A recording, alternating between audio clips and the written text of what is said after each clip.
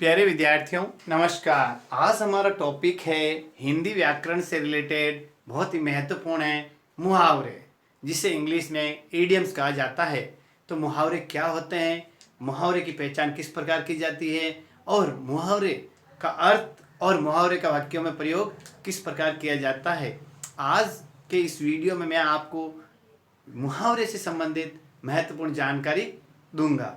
तो आप सबसे पुनः निवेदन कि आप सभी अपने YouTube चैनल शहर हैप्पीनेस संस्कृत एजुकेशन को ज़्यादा से ज़्यादा बच्चों तक पहुंचाए। जिन्होंने सब्सक्राइब नहीं किया है सब्सक्राइब कीजिए, और जिन्होंने बेल आइकन नहीं दबाया है तो बेल आइकन जरूर दबाइएगा, ताकि नोटिफिकेशन सबसे पहले आपको मिल सके।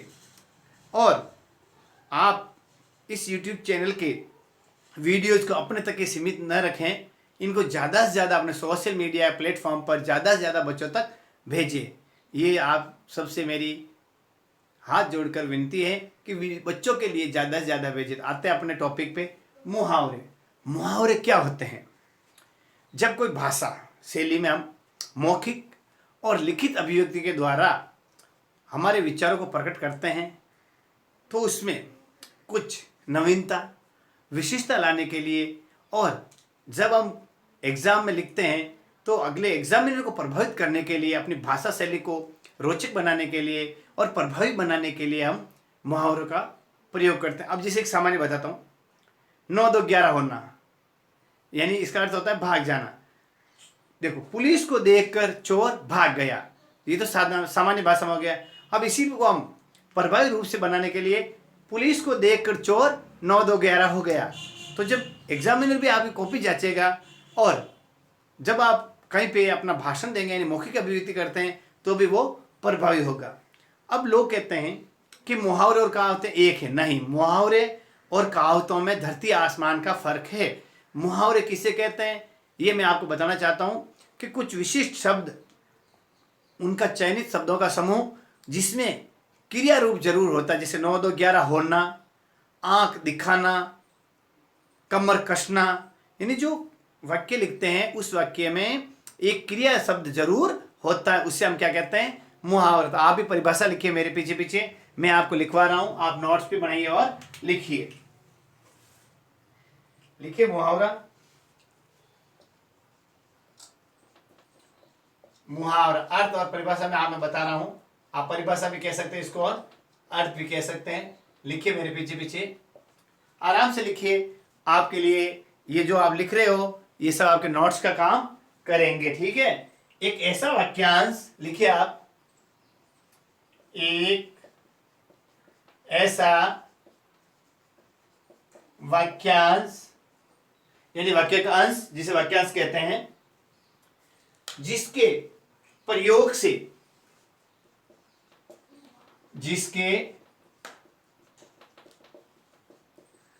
से मौखिक और लिखित अभिव्यक्ति आया समझे।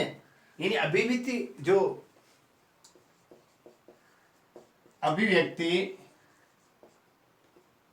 बताए ना, अभिव्यक्ति कौन कौन सी होती है, मौखिक और लिखित, ठीक है। अभिव्यक्ति कौशल में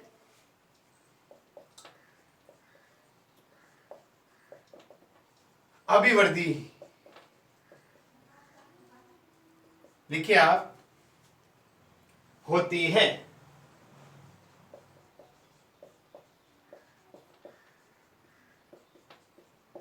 मुहावरा कहलाता है। अब मुहावरे और लोकोक्ति में क्या अंतर है, वो महत्वपूर्ण बात अब लिखिए आप, कि मुहावरे के वाक्य के अंत में क्रिया का सामान्य रूप प्रयुक्त होता है। लिखिए आप मुहावरे, लिखिए आप मेरे पीछे पीछे, मुहावरे के अंत में क्रिया का सामान्य रूप प्रयुक्त होता है। जैसे देखो, अब मैं आप बता रहा हूं, जो मैंने आपको बताया, कमर कसना, कमर कसना, ये जो बता रहा हूं मैं आपको, ये फुहारा हमारा मुहावरा है, कमर कसना। इसके अंदर जो सामान्य एक अंत वाला शब्द है कसना, कसना यानी पकड़ कसने पर वो कसना, ये क्या है, क्रिया शब्द है। जैसे देखो, अगला और बता रहा हूं, अंगूठा दिखाना, अंगूठा दिखाना, तो देखना क्रिया, दिखाना ये सामान्य रूप दिखाना। ठीक है, अब एक और आप समझ लेंगे। देखो एक और लिखिए मेरे पीछे पीछे,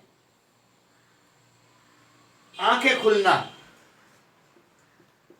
आंखें खुलना, तो खुलना, दिखाना, कसना, ये जो शब्द क्या है, क्रिया रूप है। तो जब ये एक वाक्यांश है, कमर कसना, अंगूठा दिखाना, आंखें खुलना, तो इनकी पहचान कैसे होगी? कसना, दिखाना और खुलना, ये सब क्या है? क्रिया शब्द है। क्या है ये? क्रिया शब्द। अब इसके अंदर आपको क्या करना है, ये होते हैं इसमें जैसे कमर कसना। अब इसका जैसे ये तो है कमर कसना, देखो कमर कसना, ये मुहावरा हो गया। इसका अर्थ होता है क्या होना? तैयार होना, तैयार हो जाना। अब इसका वाक्य में प्रयोग कैसे?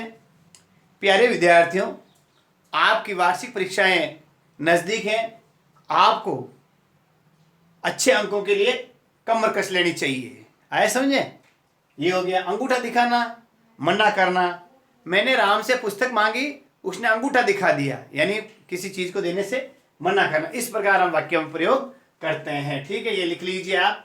अब मैं आपको बहुत महत्वपूर्ण जो आपकी प्रतियोगी परीक्षाओं में, विद्यालय परीक्षाओं में आए हुए हैं महत्वपूर्ण प्रश्न मुहावरों से संबंधित, उनसे रिलेटेड मैं आपको कुछ मुहावरे लिखवा रहा हूं।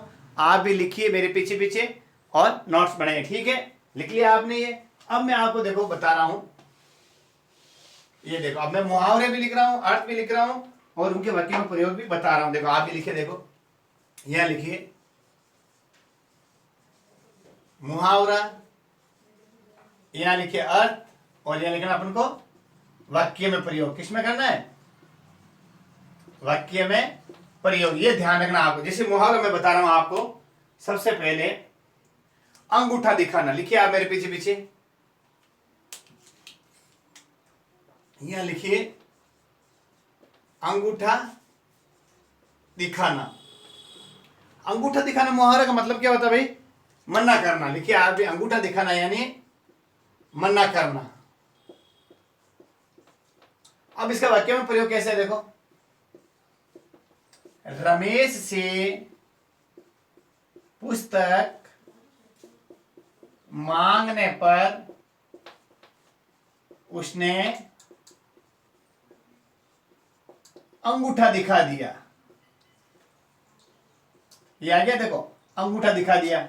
जब हम वाक्य बनाते हैं, उस वाक्य में काल के अनुसार क्रिया का रूप बदल देते हैं। जैसे अंगूठा दिखाना यह है और दिखा दिया, दोनों में कोई डिफरेंट नहीं है। आप वाक्य को उस परिस्थिति के अनुसार क्रिया को वाक्य में डाल सकते हैं और उनका प्रयोग कर सकते हैं। ऐसा समझे? अंगूठा दिखाना, मना करना। रमेश से पुस्तक मांगने पर उसने अंगूठा दिखा दिया। ठीक है, अब आप लिखिए, महत्वपूर्ण, बहुत अच्छे अच्छे बता रहा हूं।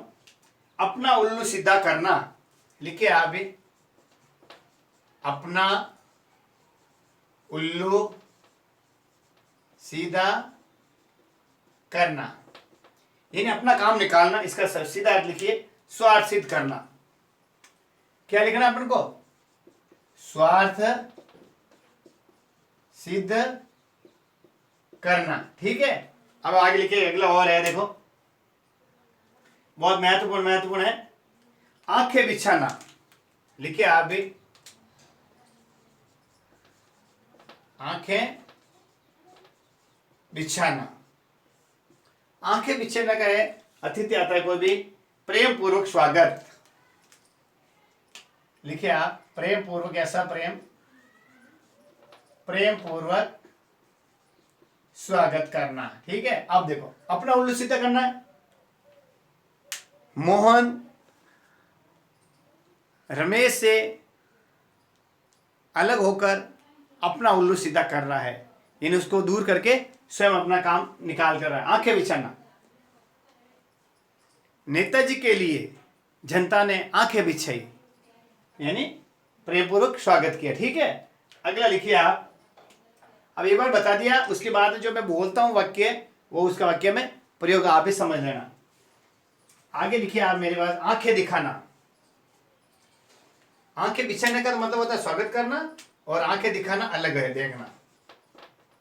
आंखें दिखाना यानी डराना धमकाना। लिखिए आप भी डराना।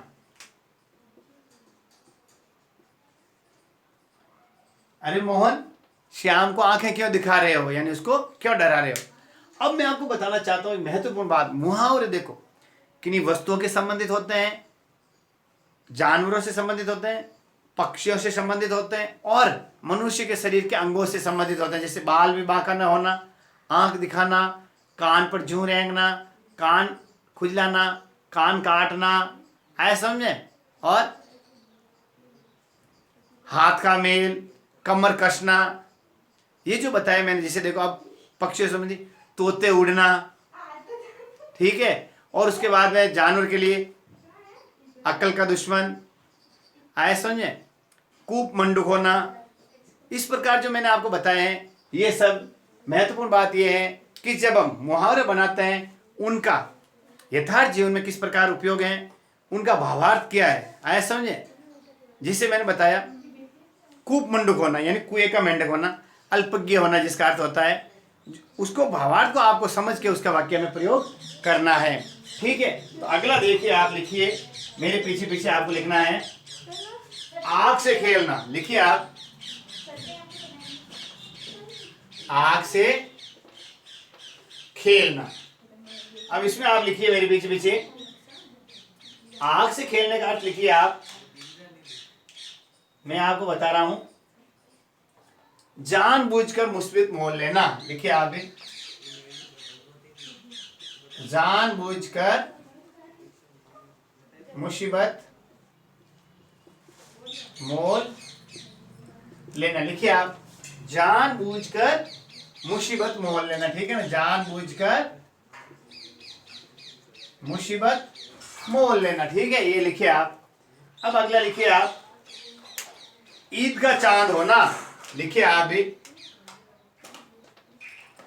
ईद का चांद होना यानी बहुत दिनों बाद मिलन होना। इसका आप लिखिए मेरे पीछे पीछे, मैं आपको लिखवा रहा हूं, ठीक है। लिखिए आप, बहुत दिनों बाद दिखाई देना, ईद का चांद होना का लिखिए, बहुत दिनों बाद दिखाई देना। अरे मोहन, आजकल आप तो ईद के चांद हो गए हो, यानी आपके दर्शन ही नहीं हो रहे हैं। आगे लिखिए आप मेरे पीछे पीछे, आसमान सिर पर उठाना। लिखिए आप, आसमान सिर पर उठाना।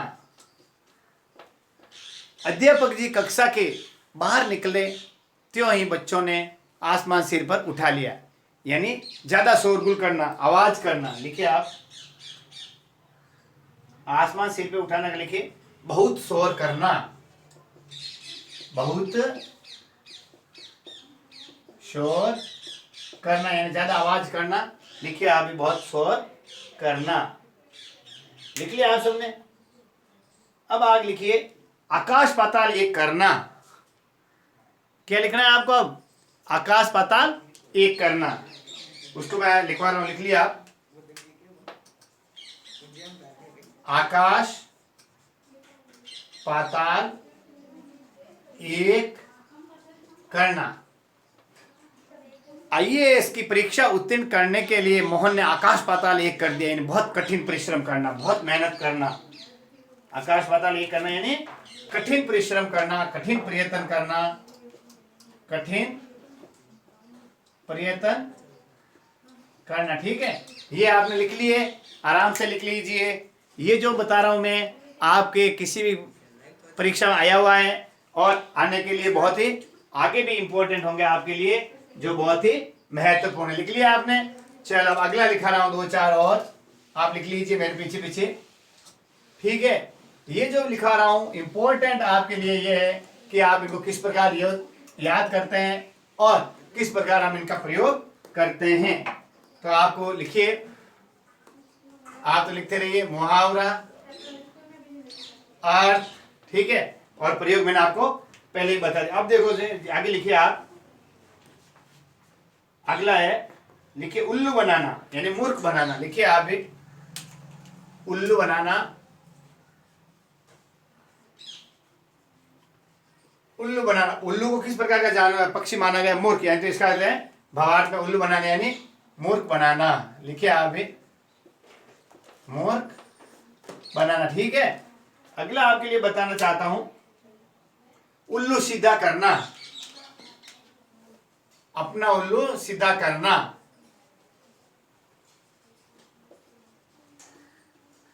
अपना उल्लू सीधा करना, इसमें लिखिए आप मेरे पीछे पीछे, यानी अपना काम निकालना।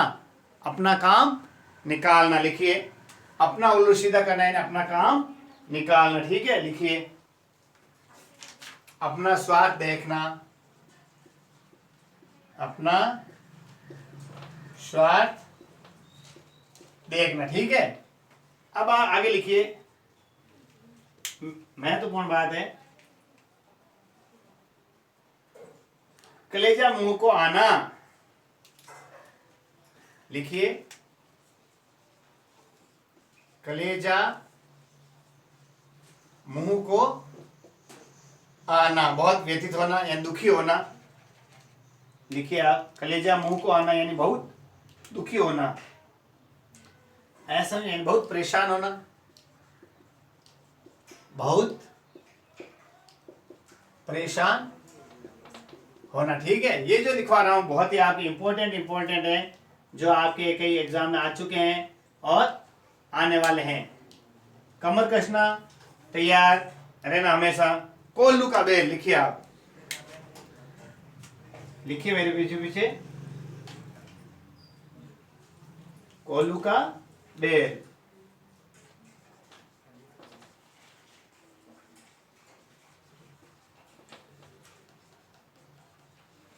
कोल्लू का बेल होना। लिखिए आप, कोल्लू का बेल होना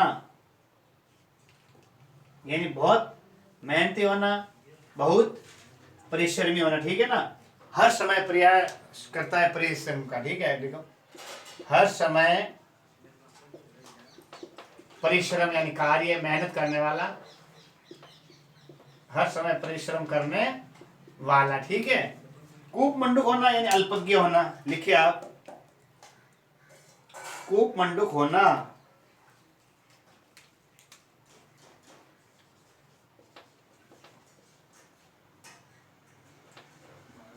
कूप मंडूक होना। लिखिए, इसका अल्पज्ञ होना यानी जिसको थोड़ा कम ज्ञान है,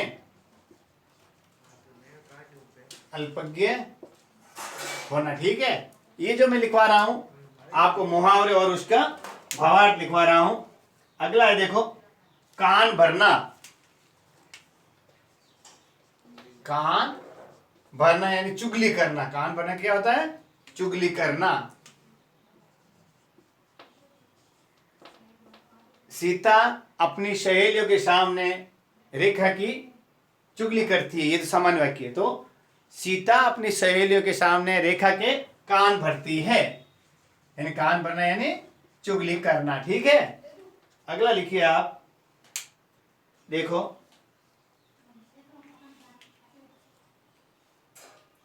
अगला है आपके लिए बहुत ही महत्वपूर्ण है, खून खोलना।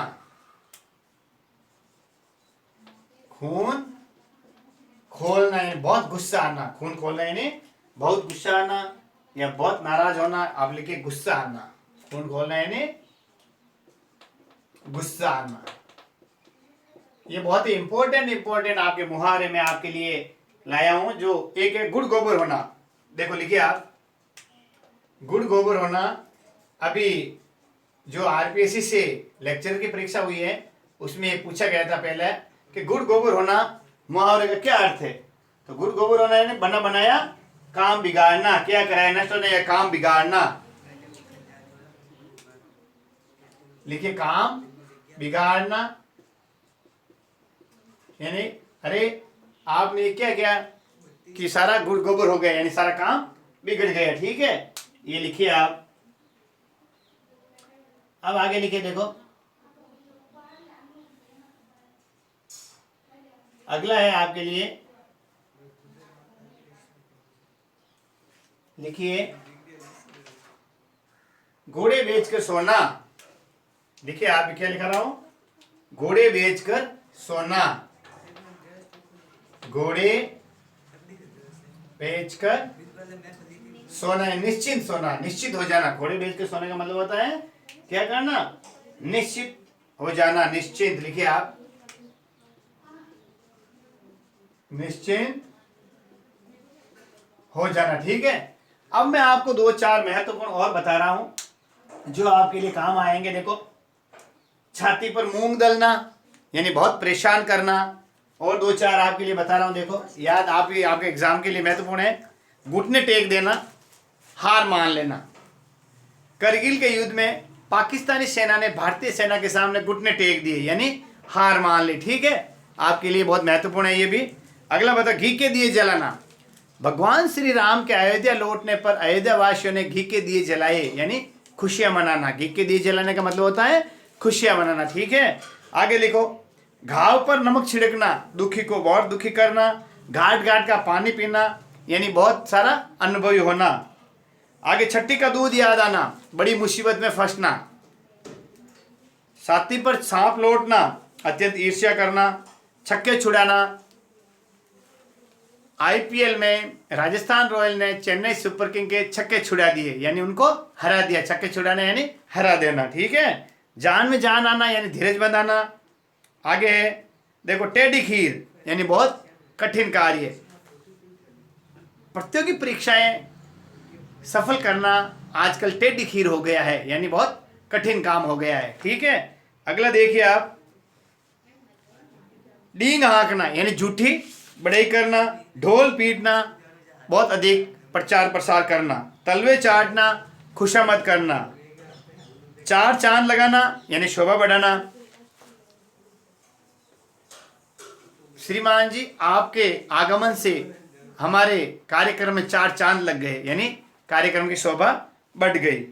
ठीक है, चकमा देना यानी धोखा देना। चोर पुलिस को चकमा देकर भाग गया यानी धोखा देके भाग गया। 9-2-11 होना, भाग जाना। पुलिस को देख करके चोर 9-2-11 हो गया। ठीक है, आज मैंने इतना आपको महत्वपूर्ण बताए हैं। अगला जब वीडियो आएगा उसमें आपको और महत्वपूर्ण बातें बताई जाएगी। ठीक है, ये जो मैंने बताए बहुत ही महत्वपूर्ण है, आपके उपयोग में आएंगे। तो सभी से निवेदन है इन वीडियो को ज़्यादा से ज़्यादा शेयर करें। नमस्कार।